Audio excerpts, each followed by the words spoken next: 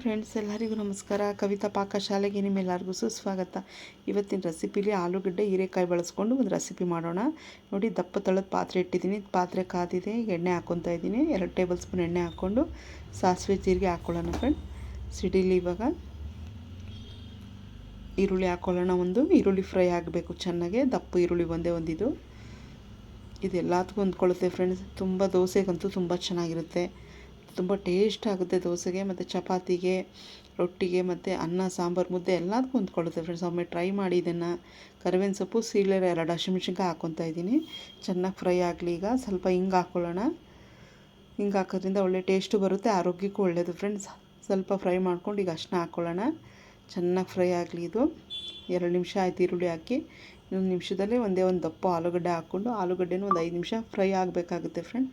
ತುಂಬ ಅಂದರೆ ತುಂಬ ಚೆನ್ನಾಗಿರುತ್ತೆ. ಈ ವಿಡಿಯೋ ಇಷ್ಟ ಆದಲ್ಲಿ ಒಂದು ಲೈಕು ಶೇರು ಮಾಡಿ, ಫ್ರೆಂಡ್ಸ್ಗೆ ಫ್ಯಾಮಿಲಿಗೆ ಶೇರ್ ಮಾಡಿ, ಒಂದು ಸಬ್ಸ್ಕ್ರೈಬ್ ಮಾಡ್ಕೊಳ್ಳಿ ಫ್ರೆಂಡ್. ತುಂಬ ಅಂದರೆ ತುಂಬ ಚೆನ್ನಾಗಿರುತ್ತೆ. ಒಮ್ಮೆ ಟ್ರೈ ಮಾಡಿ ಫ್ರೆಂಡ್ಸ್. ಒಂದೇ ಒಂದು ಟೊಮೆಟೊ ಹಾಕ್ಕೊಳ್ಳೋಣ. ಈಗ ಟೊಮೆಟೊನ ಒಂದು 2 ನಿಮಿಷ ಆದಮೇಲೆ ಫ್ರೈ ಆದಮೇಲೆ ಈಗ ನೋಡಿ ಧನಿಯಾ ಪುಡಿ ಹಾಕ್ಕೊಳ್ಳೋಣ. ಸ್ವಲ್ಪ ಜೀರಾ ಪೌಡರು, ಸ್ವಲ್ಪ ಅಚ್ಚ ಖಾರದ ಪುಡಿ ಹಾಕ್ಕೊಂಬಿಡೋಣ ಫ್ರೆಂಡ್ಸ್. ತುಂಬ ಅಂದರೆ ತುಂಬ ಚೆನ್ನಾಗಿರುತ್ತೆ. ಒಮ್ಮೆ ಇದನ್ನು ಟ್ರೈ ಮಾಡಿ ನೋಡಿ. ಒಂದು ಬಟ್ಲಿಗೆ ಹೀರೆಕಾಯಿ ಅಂದರೆ ಒಂದು ಅರ್ಧ kg ಇದೆ ಇದು ಹೀರೆಕಾಯಿ. ಇನ್ನೊಂದು ಸ್ವಲ್ಪ ಆಗುತ್ತೆ, ಹಾಕ್ಕೊಂಬಿಡೋಣ. ಈಗ ರುಚಿಗೆ ತಕ್ಕಷ್ಟು ಉಪ್ಪು ಹಾಕಿ ಒಂದು 15 ನಿಮಿಷ ಇದನ್ನು ಬೇಯಿಸ್ಕೋಬೇಕಾಗುತ್ತೆ ಫ್ರೆಂಡ್. ತುಂಬ ಅಂದರೆ ತುಂಬ ಚೆನ್ನಾಗಿರುತ್ತೆ. ಒಮ್ಮೆ ಟ್ರೈ ಮಾಡಿ ಇದನ್ನು. ಒಂದು 15 ನಿಮಿಷ ಬೇಯಿಸ್ಕೊಂಡು ನೋಡಿ, ರುಚಿಗೆ ತಕ್ಕಷ್ಟು ನಾನು ಕಲ್ಲುಪ್ಪೆ ಹಾಕ್ಕೊತಾ ಇದ್ದೀನಿ.